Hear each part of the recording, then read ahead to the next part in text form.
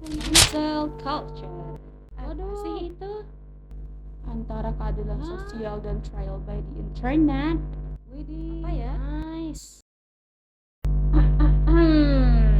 Kalian pernah nggak sih lagi asik-asik scrolling Instagram atau Twitter atau apapun itu, terus tiba-tiba ada drama gitu, ada yang di-spill lah, ada yang di-boycott lah, aku langsung heboh deh internet. Terus mau selebriti papan atas atau orang random pun bisa juga loh kena drama gitu. Aduh, ngomongin ini tuh kayak mau masuk ring tinju deh.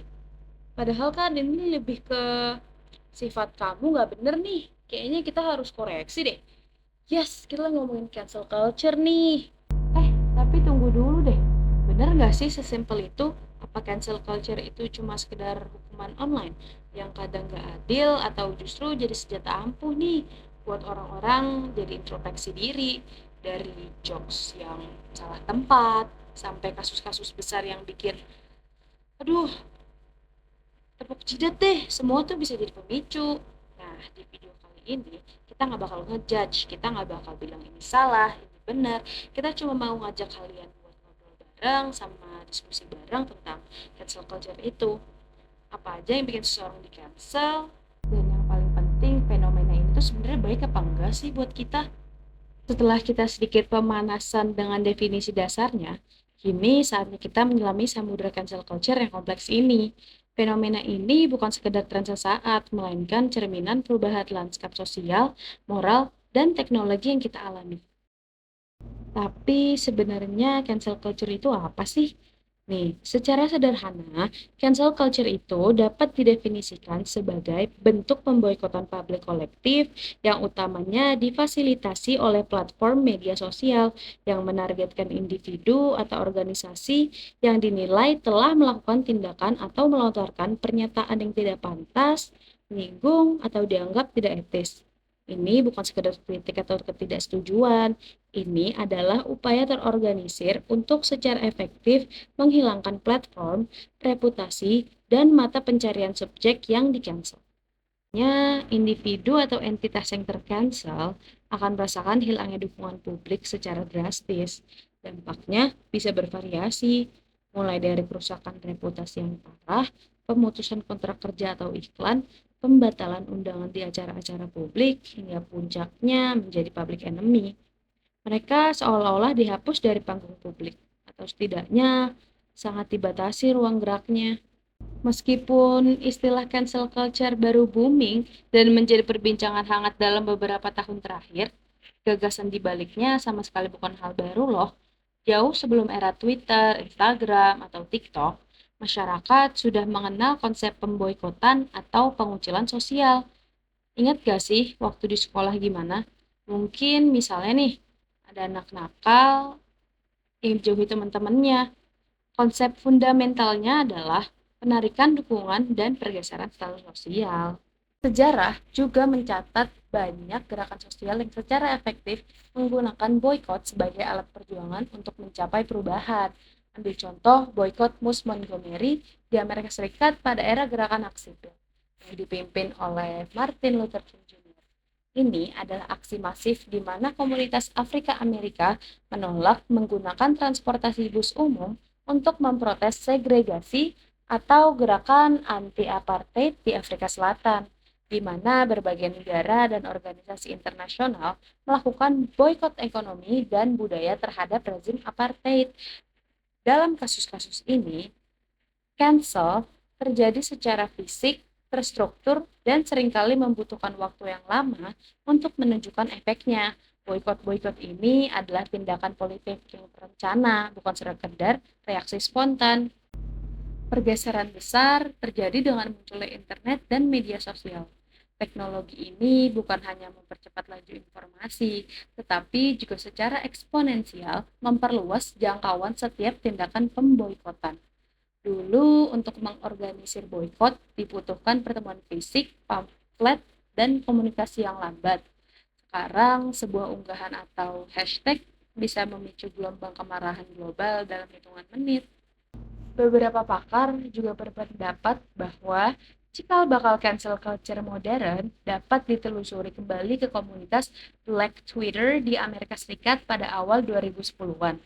Pada masa itu, komunitas ini sering menggunakan hashtag dan campaign online untuk secara kolektif menuntut pertanggungjawaban individu atau merek yang dianggap rasis, tidak peka, atau melakukan apropriasi budaya. Ini adalah penggunaan awal dari media sosial sebagai alat untuk keadilan sosial dan penegakan norma-norma komunitas.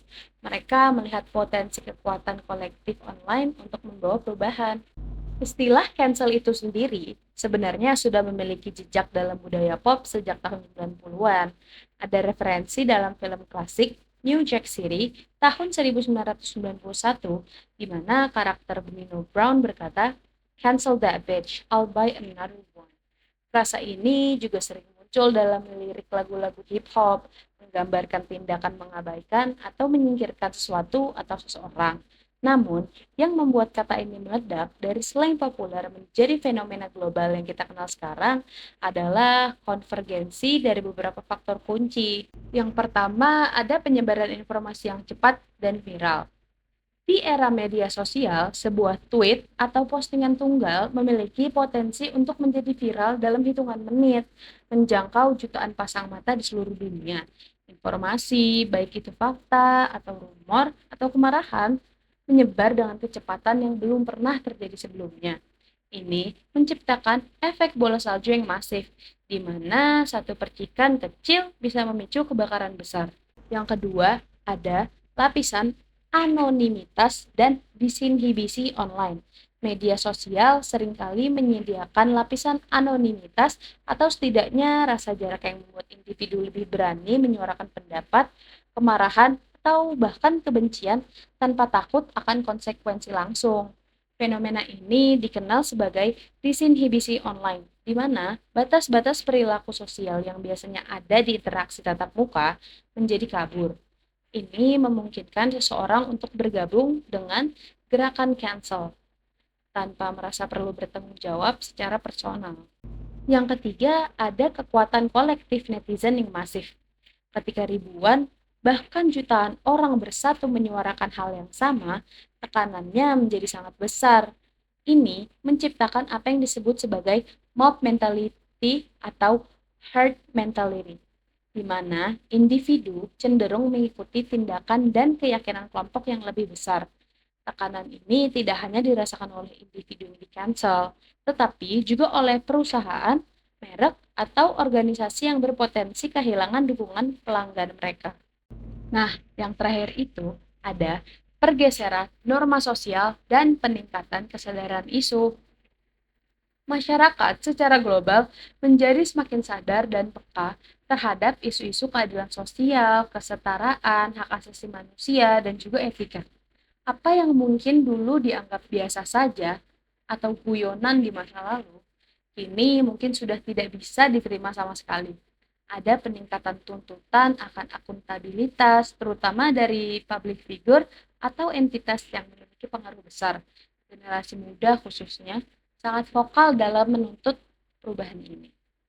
Pada dasarnya, cancel culture adalah bentuk evolusi dari pemboikotan publik yang kini diperkuat dan dipercepat secara eksponensial oleh kekuatan media sosial. Ini adalah manifestasi dari bagaimana masyarakat digital menggunakan suara kolektif mereka untuk menuntut pertanggungjawaban dan menegakkan apa yang mereka yakini sebagai norma moral dan etika yang berlaku.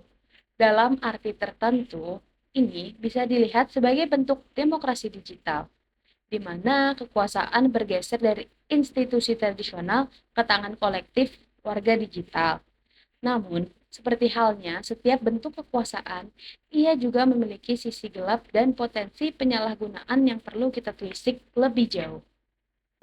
Meskipun tampak sebagai alat yang ampuh untuk akuntabilitas, cancel culture juga memunculkan serangkaian pertanyaan dan kekhawatiran yang kompleks. Ini bukan sekadar tentang menghukum orang jahat, realitanya jauh lebih nuansa dan seringkali membingungkan.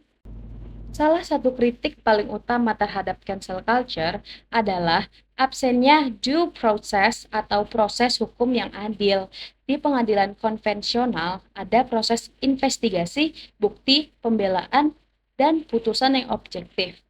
Dalam peradilan netizen, putusan seringkali dijatuhkan secara cepat, didorong oleh emosi, dan berdasarkan informasi yang belum diverifikasi atau bahkan salah. Kecepatan versus akurasi. Badai media sosial terjadi begitu cepat, seringkali tanpa waktu untuk verifikasi fakta yang memadai. Satu tuduhan, bahkan yang belum terbukti, bisa viral dan menghancurkan reputasi seseorang. Ketiadaan pembelaan diri.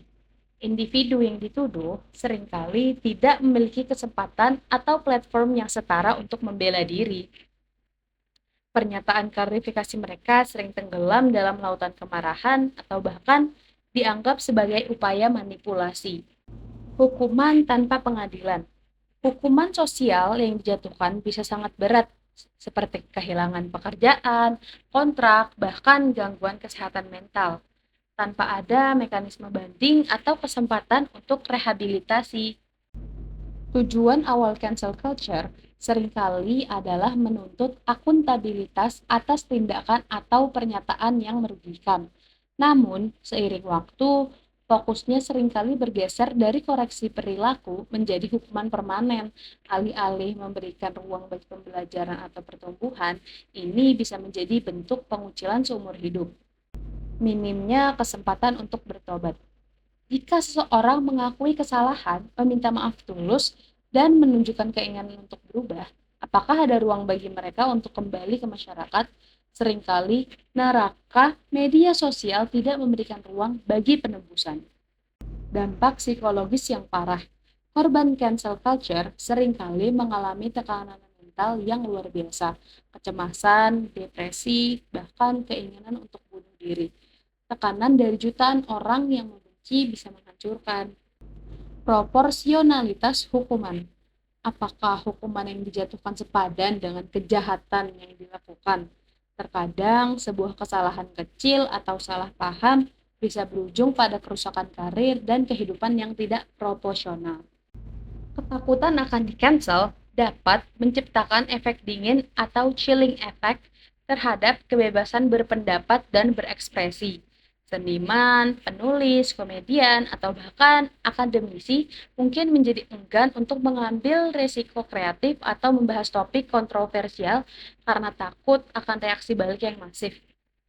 Seperti self-censorship, yaitu individu atau organisasi mungkin mulai menyensor diri sendiri, menghindari topik yang sensitif atau pernyataan yang berpotensi menyinggung meskipun niatnya baik. Lalu ada teror mayoritas. Meskipun niatnya baik untuk menuntut keadilan, ketika suara mayoritas online menjadi terlalu dominan, ia bisa mengintimidasi suara-suara minoritas atau pandangan alternatif. Yang terakhir ada kekakuan dan homogenitas. Jika semua orang takut untuk berpikir di luar kotak, maka inovasi dan keragaman ide akan terhambat. Dengan meningkatnya sensitivitas masyarakat terhadap berbagai isu, ambang batas untuk kesalahan atau pelanggaran tampaknya semakin rendah. Apa yang dulu dianggap sebagai guyonan ringan atau ketidakpekaan kecil, kini bisa memicu reaksi kemarahan yang masif, seperti witch hunts atau pencarian kesalahan di masa lalu. Seringkali individu di-cancel karena unggahan atau komentar yang mereka buat bertahun-tahun lalu, bahkan sebelum mereka memahami konteks atau dampak dari kata-kata mereka. Salah tafsir dan out of context. Pernyataan seringkali diambil di luar konteks, disalahartikan, atau dibesar-besarkan, memicu kemarahan yang tidak perlu. Pergeseran norma yang cepat, norma sosial dan moral terus bergeser. Apa yang diterima kemarin mungkin tidak diterima hari ini. Ini menciptakan tantangan bagi individu untuk terus mengikuti perubahan tersebut. Dan bagi mereka yang terlambat dalam pemahaman, risiko untuk di-cancel semakin besar. Platform media sosial itu sendiri memiliki peran yang sangat besar dalam membentuk dinamika cancel culture. Algoritma yang dirancang untuk memaksimalkan engagement seringkali secara tidak sengaja memperkuat polarisasi dan menyebarkan konten yang memicu emosi tinggi. Echo chambers dan filter bubbles. Algoritma media sosial cenderung menampilkan konten yang sesuai dengan keyakinan pengguna, menciptakan echo chambers, di mana pandangan yang berlawanan jarang terlihat. ini memperkuat pandangan kelompok dan membuat sulit untuk melihat nuansa. Dopamin dari kemarahan bersama. Terlibat dalam kampanye cancel bisa memberikan rasa kepuasan, kontrol, dan dopamin dari partisipasi dalam gerakan yang terasa adil. Ini bisa menjadi adiktif. Model bisnis berbasis perhatian. Semakin banyak klik dan interaksi, semakin banyak pendapatan iklan. Kontroversi dan kemarahan adalah pendorong engagement yang sangat efektif, sehingga platform secara tidak langsung diuntungkan dari drama yang dihasilkan oleh cancel culture. Melihat kompleksitas dan dampak yang ditimbulkan, pertanyaan pentingnya adalah kemana arah cancel culture ini akan bergerak? Akankah ia terus menjadi alat yang tak terkendali, ataukah akan ada evolusi menuju bentuk akuntabilitas yang lebih matang dan adil? Beberapa skenario dan pertimbangan di masa depan meliputi peningkatan kesadaran dan nuansa. Masyarakat mungkin akan mulai lebih sadar akan dampak negatif cancel culture yang berlebihan dan mulai menuntut lebih banyak nuansa, bukti, dan kesempatan untuk rehabilitasi. Peran platform media sosial. Ada tekanan yang meningkat bagi platform media sosial untuk mengambil tanggung jawab lebih besar dalam memoderasi konten, memerang disinformasi, dan mencegah penyalahgunaan fitur mereka untuk kampanye kebencian. Fokus pada edukasi dan dialog. Daripada langsung menghukum, mungkin akan ada pergeseran menuju pendekatan yang lebih fokus pada edukasi, dialog, dan pemahaman mengapa suatu pernyataan atau tindakan dianggap menyinggung. Re-cancel culture mungkin akan muncul gerakan yang berusaha mengembalikan atau memberikan platform kembali kepada mereka yang dinilai di-cancel secara tidak adil, atau setidaknya memicu diskusi lebih dalam tentang proses cancel itu sendiri. Nah, sekarang pasti udah lebih ngerti kan soal cancel culture itu apa? Lanjut yuk, kita bakal bahas contoh kasus cancel culture nih. Oke, yang pertama dari dunia K-pop. Yuk langsung kita bahas aja. Kisah Kiss of Life dan gema kemarahan budaya. Ketika niat baik bertemu sensitivitas global. Dunia K-pop dengan segala gemerlap dan popularitasnya yang mendunia selalu menjadi magnet perhatian, namun tak jarang juga ia menjadi medan pertarungan ketika isu-isu sensitif mencuat ke permukaan. Contoh paling mutakhir kini datang dari grup pendatang baru yang sedang naik daun, Kiss of Life. Grup ini yang seharusnya menikmati puncak perhatian positif, justru tersandung kontroversi dan memicu gelombang kritik hebat akibat sebuah siaran langsung. Insiden ini bukan hanya tentang satu kesalahan, melainkan cerminan kompleksitas interaksi budaya di era digital dan efek domino dari cancel culture. Pada bulan April 2025, dalam rangka merayakan ulang tahun salah satu anggotanya, Julie, grup Kiss of Life mengadakan siaran langsung dengan tema Old School Hip Hop Vibes. Dari judulnya saja sudah terbesit niat baik untuk menjelajahi genre musik dan gaya yang ikonik. Namun, niat itu tampaknya tidak selaras dengan eksekusi yang mereka pilih. Dalam siaran tersebut, anggota Kiss of Life, Julie, Nettie, Belle, dan Hannah terlihat mengenakan pakaian aksesoris dan gaya rambut yang secara stereotipikal sering diasosiasikan dengan budaya hip-hop kulit hitam. Mereka tampil dengan rantai emas besar yang mencolok, gaya rambut seperti cornrows dan bantu knots, serta bandana. Lebih jauh lagi, mereka juga menirukan dialek dan gerak-gerik yang dianggap meniru stereotip orang kulit hitam. Beberapa klip menunjukkan mereka melafalkan frase dengan intonasi tertentu atau menggunakan gerakan tangan yang kerap dikaitkan dengan budaya hip-hop kulit hitam. Suasana siaran langsung dengan tawa cekikikan dan interaksi ringan semakin memperparah persepsi bahwa mereka memperlakukan elemen budaya ini dengan cara yang kurang hormat. Penggemar K-pop, terutama komunitas kulit hitam dan penggemar internasional yang memiliki pemahaman lebih mendalam tentang isu sensitivitas budaya, bereaksi dengan sangat cepat dan keras. Media sosial seperti Twitter, Instagram, dan forum komunitas online dibanjiri dengan kecaman. Mereka menuduh grup ini melakukan cultural appropriation dan bahkan lebih buruk, cultural mockery.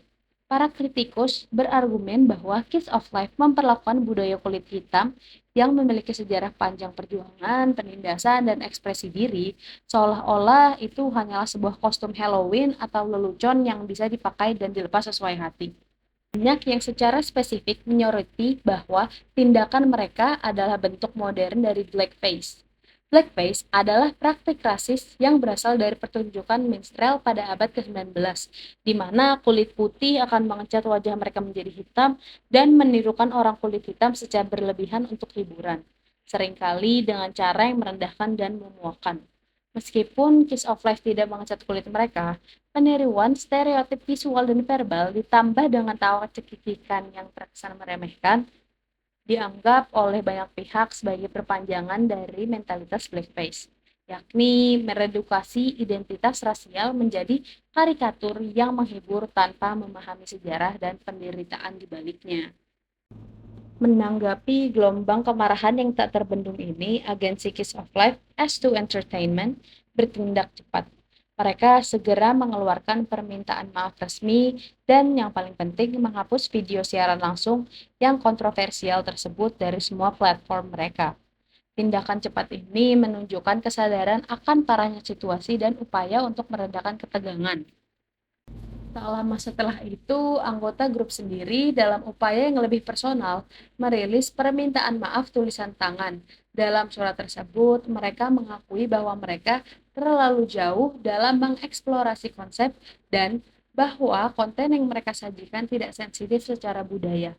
Pernyataan ini meskipun disambut dengan campuran penerimaan dan skeptisisme, menunjukkan bahwa para anggota setidaknya didorong untuk mengakui kesalahan mereka secara langsung.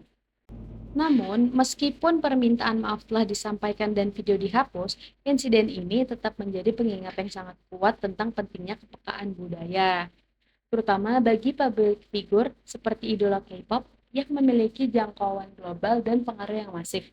Dunia sekarang saling terhubung, dan apa yang dianggap sekedar hiburan di satu budaya bisa jadi merupakan pelanggaran serius di budaya lain. Ini juga menyoroti tanggung jawab agensi dan manajemen untuk mendidik artis mereka tentang isu-isu sensitif ini sebelum mereka melangkah ke panggung dunia. Selanjutnya ada contoh kasus cancel culture dari J.K. Rowling, yaitu tentang komentar tentang identitas gender. J.K. Rowling adalah seorang penulis yang namanya identik dengan fenomena global Harry Potter.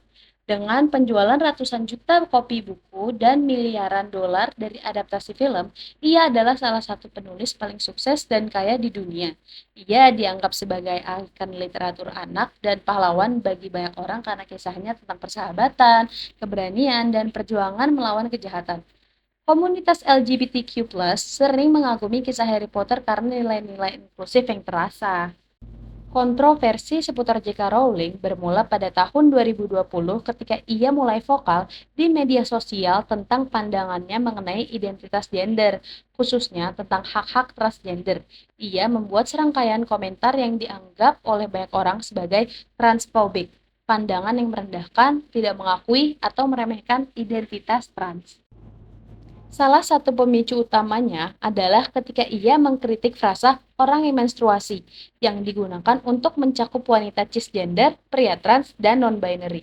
Dengan mengatakan, saya yakin ada kata untuk orang-orang ini. Tolong bantu saya. Wamben, Wimpan, Woman. Tweet ini secara luas diinterpretasikan sebagai penolakan terhadap identitas pria trans dan non-binary yang menstruasi, serta upaya untuk meredukasi identitas gender menjadi biologi semata. Komentar-komentarnya ini memicu kemarahan besar dari komunitas LGBTQ+, khususnya komunitas trans, serta banyak penggemar Harry Potter yang merasa kecewa dan dikhianati oleh pencipta dunia yang mereka cintai, yang seharusnya menjunjung tinggi nilai-nilai inklusivitas dan keberagaman. Meskipun jika Rowling tidak kehilangan kekayaan finansialnya atau kontrak penerbitan buku, ia menghadapi cancel sosial dan reputasi yang signifikan. Ini adalah contoh di mana cancel terjadi pada tingkat moral, sosial, dan hubungan dengan penggemar. Yang pertama, ada penolakan dari aktor Harry Potter. Banyak aktor utama dari film Harry Potter termasuk Daniel Radcliffe, Emma Watson, Rupert Grint, dan Eddie Redmayne secara terbuka menentang pandangan Rowling dan menyatakan dukungan mereka untuk komunitas trans. Lalu yang kedua ada kecaman dari organisasi. Berbagai organisasi hak-hak trans dan LGBTQ+ secara resmi mengutuk pernyataan Rowling. Yang ketiga ada perpecahan di kalangan penggemar. Basis penggemar Harry Potter mengalami perpecahan besar. Banyak yang menyatakan tidak akan lagi mendukung karyanya atau memisahkan karya dari penciptanya. Beberapa toko buku bahkan mengurangi promosi bukunya atau memprotes kehadirannya. Lalu ada kehilangan penghargaan. Sejumlah penghargaan dan kehormatan yang ia terima di masa lalu mulai dikritik atau diminta untuk dicabut. Nah, yang terakhir, ada polarisasi berkelanjutan. Ia menjadi figur yang sangat polarisasi dengan banyak orang yang menolak untuk mendukung karyanya lagi, sementara sebagian lainnya membela haknya untuk berpendapat. Selanjutnya ada contoh kasus cancel culture dari brand Dolce & Gabbana. Pada tahun 2018, merek fashion mewah Italia, Dolce & Gabbana, merilis rangkaian video promosi untuk kampanye mereka DJ Loves China. Video-video tersebut menampilkan seorang model Tiongkok yang kesulitan menggunakan sumpit untuk makan makanan Italia seperti pizza, pasta, atau cannoli, yang dianggap oleh banyak orang Tiongkok sebagai karikatur rasis dan merendahkan budaya mereka. Situasi diperparah ketika tangkapan layar percakapan pribadi desainer Stefano Gabbana bocor, yang menunjukkan ia melontarkan komentar-komentar yang sangat menghina Tiongkok dan rakyatnya, menyebut Tiongkok sebagai negara bau mafia. Dampaknya, reaksi di Tiongkok menjadi sangat eksplosif. Konser fashion show besar Dolce & Gabbana di Shanghai, yang seharusnya menjadi salah satu acara terbesar mereka, dibatalkan beberapa jam sebelum dimulai karena penarikan dukungan dari model, selebriti, dan influencer Tiongkok. Banyak juga platform e-commerce besar di Tiongkok seperti Alibaba, JD.com, dan NetEase Kaola segera menarik semua produk Dolce & Gabbana. Ini adalah pukulan telak di salah satu pasar barang mewah terbesar di dunia. Dolce & Gabbana menghadapi boikot masif dari konsumen di Tiongkok. Lalu ada juga contoh kasus dari brand H&M, Coolest Monkey in the Jungle. Pada awal 2018, raksasa fashion retail Swedia, H&M, merilis iklan daring yang menampilkan seorang anak laki-laki kulit hitam mengenakan hoodie berwarna hijau dengan tulisan Coolest Monkey in the Jungle. Frasa monkey adalah istilah yang secara historis digunakan untuk menghina dan merendahkan orang kulit hitam. Dampaknya, iklan tersebut dikecam keras secara global karena dianggap sangat rasis dan tidak sensitif. Selebriti seperti The Weeknd dan G-Eazy yang memiliki kolaborasi dengan H&M segera memutuskan hubungan. Konsumen di seluruh dunia memboikot merek tersebut, dan bahkan terjadi protes di beberapa toko H&M di Afrika Selatan. H&M segera menghapus iklan dan mengeluarkan permintaan maaf yang mendalam, mengakui kesalahan mereka dan berjanji untuk meningkatkan proses peninjauan internal. Selanjutnya ada contoh dari Pepsi dan Kendall Jenner. Pada tahun 2017, Pepsi merilis iklan daring yang menampilkan supermodel Kendall Jenner meninggalkan sesi pemotretan untuk bergabung dengan sebuah protes sosial. Dalam iklan tersebut, ia menyelesaikan konflik antara demonstran dan polisi dengan menyerahkan kaleng Pepsi kepada seorang polisi yang kemudian tersenyum. Iklan ini segera dikecam keras di seluruh dunia. Publik menganggap iklan tersebut meremehkan dan mengkomodifikasi gerakan protes sosial yang serius, seperti Black Lives Matter, untuk tujuan komersial yang dangkal. Itu juga dikritik karena seolah-olah menunjukkan bahwa minuman ringan dapat menyelesaikan masalah sosial yang kompleks dan mendalam. Pepsi segera menarik iklan tersebut dalam waktu 24 jam setelah dirilis dan mengeluarkan permintaan maaf yang mengakui bahwa mereka melewatkan sasaran dan bermaksud untuk memproyeksikan pesan persatuan, perdamaian, dan pengertian. Oke deh semuanya, kita udah bahas nih tentang fenomena cancel culture hari ini, dari hebohnya kasus K-pop, drama selebriti, sampai pelajaran berharga dari brand raksasa. Semoga obrolan kita hari ini bisa memberi gambaran lebih jelas ya. Intinya, di era serba online ini, setiap like, komentar, dan share kita punya kekuatan. Yuk kita gunain kekuatan itu dengan bijak. Pikir 2 kali sebelum mengetik, pahami konteks, dan yang paling penting, tetaplah jadi manusia yang penuh empati. Terima kasih banyak ya udah nyimak monolog aku kali ini. Jangan lupa like video ini kalau kalian suka, share ke teman-teman kalian, dan subscribe biar gak ketinggalan obrolan menarik lainnya. Sampai jumpa di video berikutnya. Goodbye, I love ya. Mwah.